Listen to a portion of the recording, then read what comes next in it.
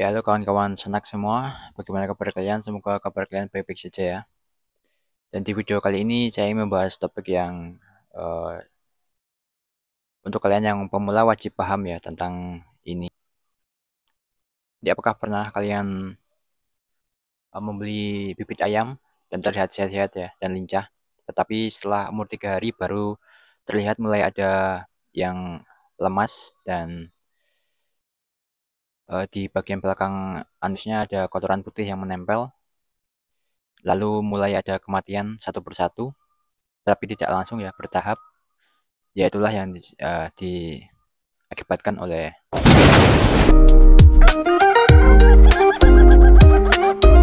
Salmonella. Apa itu Salmonella? Salmonella menurut saya adalah sebuah bakteri yang momok yang mengerikan bagi saya. Bahkan lebih mengerikan daripada virus-virus mematikan seperti flu burung dan juga ND ya. Kenapa? Karena menurut saya uh, karena si bakteri Salmonella ini tidak langsung membunuh, itu dia yang malah membuat kita menjadi serba salah ya. Ingin kita bunuh sayang, ingin kita sembuhkan malah menghabiskan banyak obat, menghabiskan banyak biaya pula. Tapi akhirnya tetap mati juga kalau salah penanganan ya.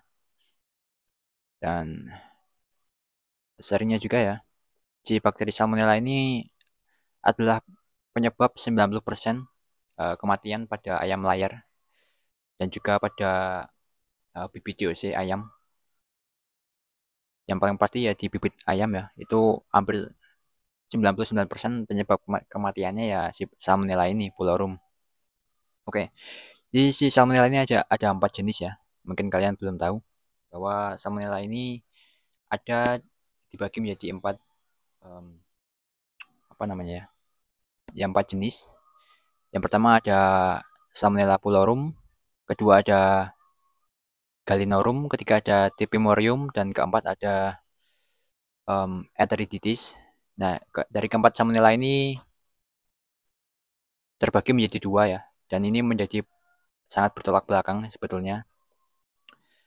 Apa maksud saya? Yaitu yang kedua pertama yaitu Gallinorum dan juga Pulorum ini hanya berefek buruk kepada ayam, tetapi apabila termakan oleh manusia ini aman ya. Dan kebalikannya, si Typhimurium dan Enteriditis ini aman di ayam tetapi justru berbahaya ke manusia. Kalau kalian pernah mendengar kasus orang keracunan setelah makan telur mentah dan juga daging mentah, ya penyebabnya ini ya, Salmonella Enteriditis dan juga Typhimurium. Karena ini channel uh, yang membahas tentang peternakan ya, jadi saya akan membahas tentang dua Salmonella yang paling berbahaya untuk ayam, yaitu Pulorum dan juga Gallinorum. Nah, dari kedua ini saja sudah terbagi lagi menjadi dua ya, yaitu si Pulorum ini hanya cenderung menyerang anak ayam dan biasa hidup berdampingan dengan si ayam dewasa. Jadi sebetulnya sangat jarang sekali si Salmonella Pulorum ini menyerang ayam dewasa ya, karena dia memanfaatkan si induk ini untuk menjadi inang, kemudian baru ia sebarkan lewat telur ke anaknya, ya anaknya ini yang akan terkena nantinya ya. Dan sedangkan si Gallinorum ini justru lebih cenderung menyerang si ayam dewasa.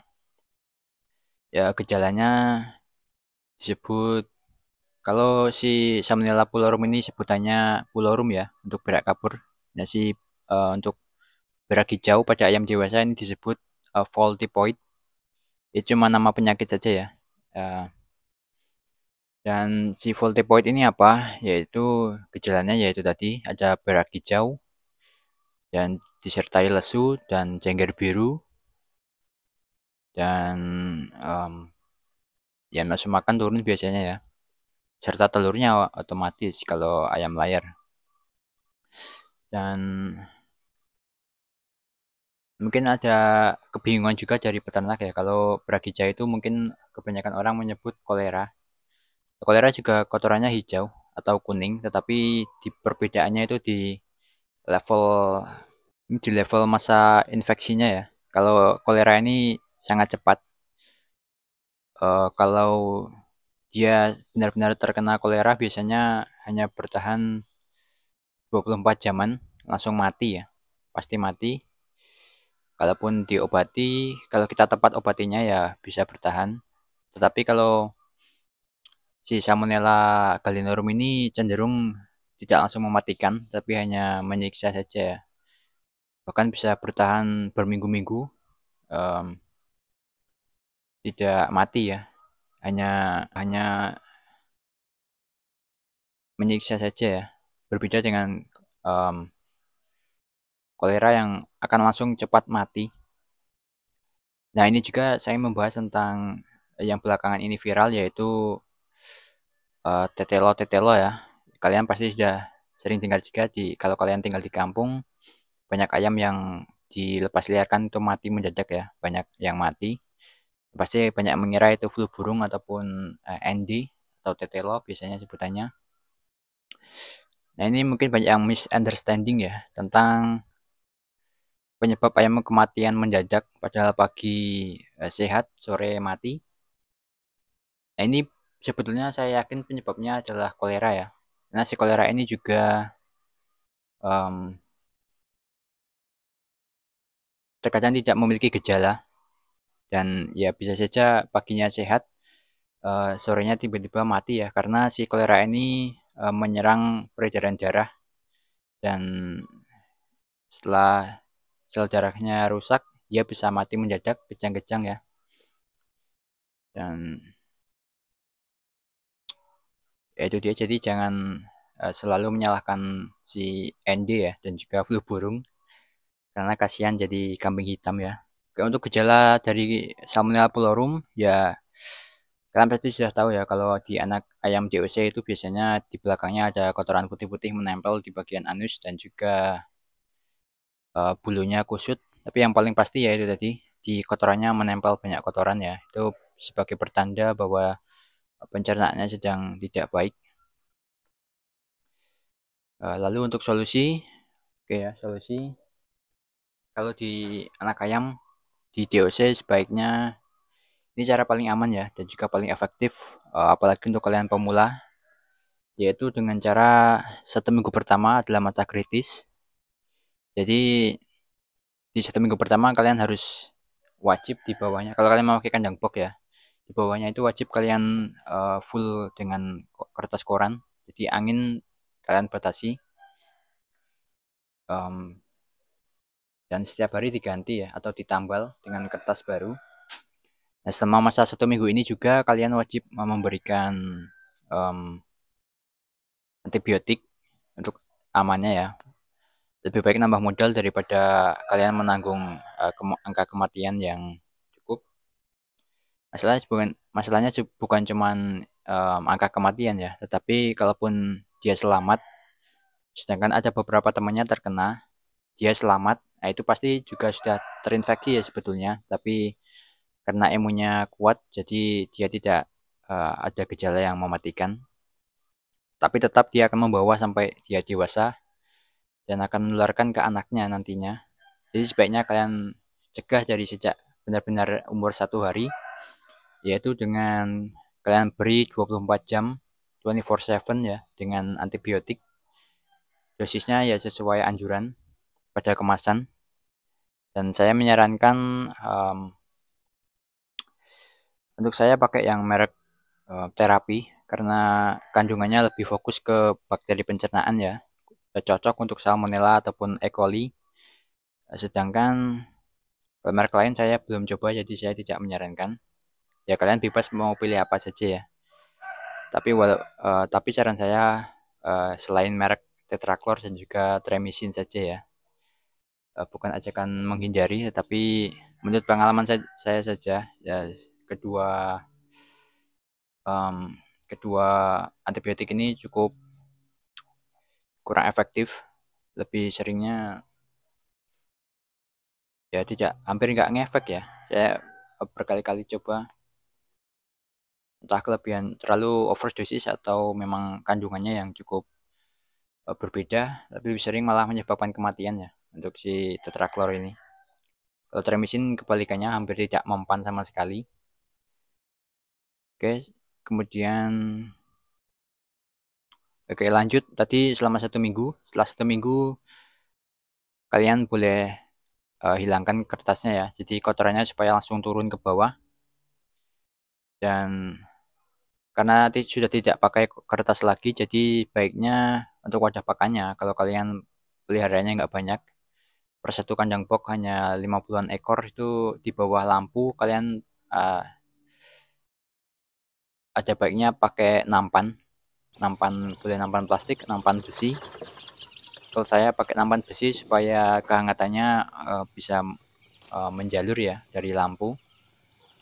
Serta juga lampunya didekatkan di atas nampannya itu supaya panasnya terperangkap di tengah-tengah nampan itu ya. Sekaligus nampan itu dijadikan untuk wadah pakannya.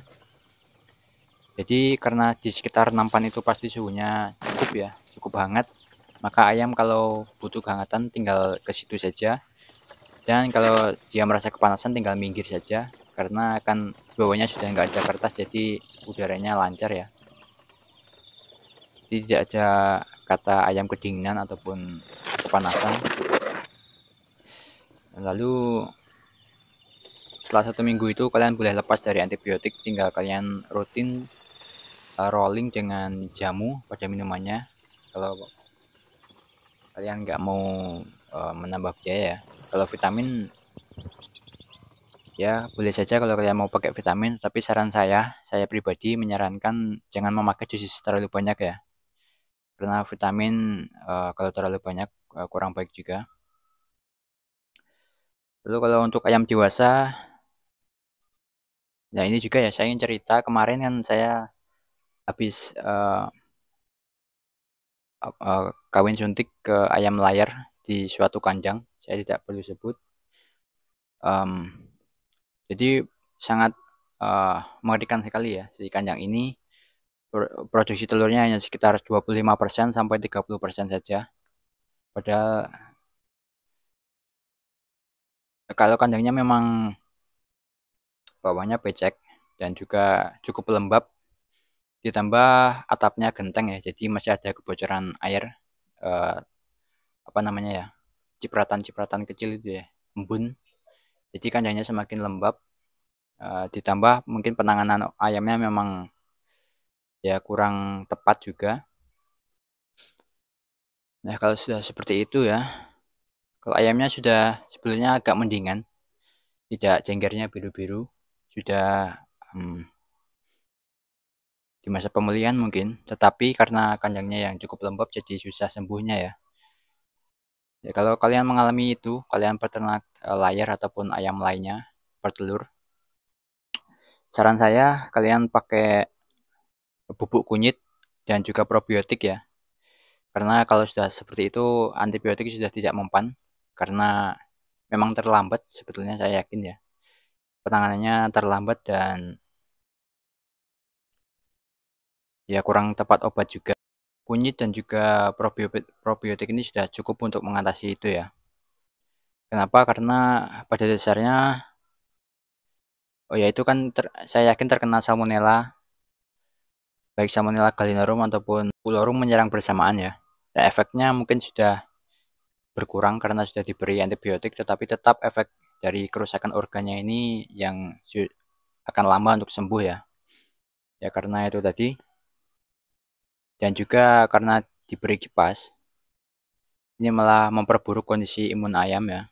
Ini kesalahan dari peternak yang uh, kebanyakan terus dilakukan karena berpikir bahwa amoniak adalah penyebab dari ayam sakit.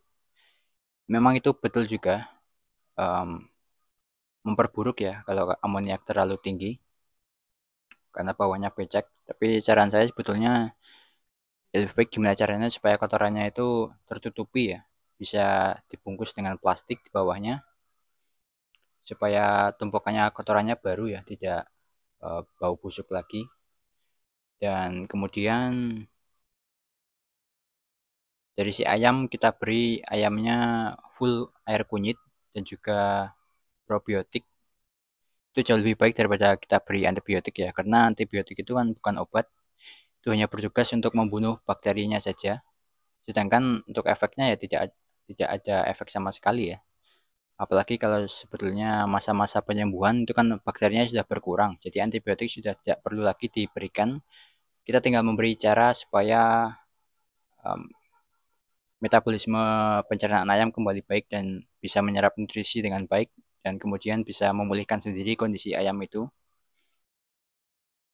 Nah, tetapi sayangnya kesalahan dari pemilik kandang ini yang tadi saya bilang yaitu dia tidak mau memakai jamu atau probiotik karena mungkin ada kesalahan mindset di situ ya.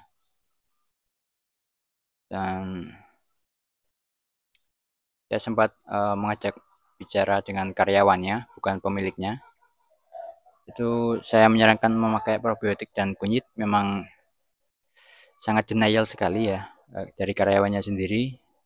Dia sangat percaya bahwa itu terserang virus dan tidak perlu disembuhkan lagi, tidak ada harapan begitu ya. Dan saya juga tidak mau mengotot karena tidak ada untungnya juga untuk saya ya. Nanti malah saya dibilang sok pintar atau gimana. Tapi cukup menyedihkan sekali ya kalau kalian lihat ya. Produksi 25% itu pun walaupun di IB ataupun di konsumsi sudah pasti rugi. Dan oke lah ya, saya rasa cukup sekian. Semoga video ini bermanfaat untuk kalian dan juga um, jangan lupa bantu subscribe channel ini supaya lebih cepat besar dan juga bisa memberikan informasi yang jauh lebih bermanfaat lagi ke depannya. Terima kasih telah menonton sampai akhir dan sampai jumpa di video selanjutnya.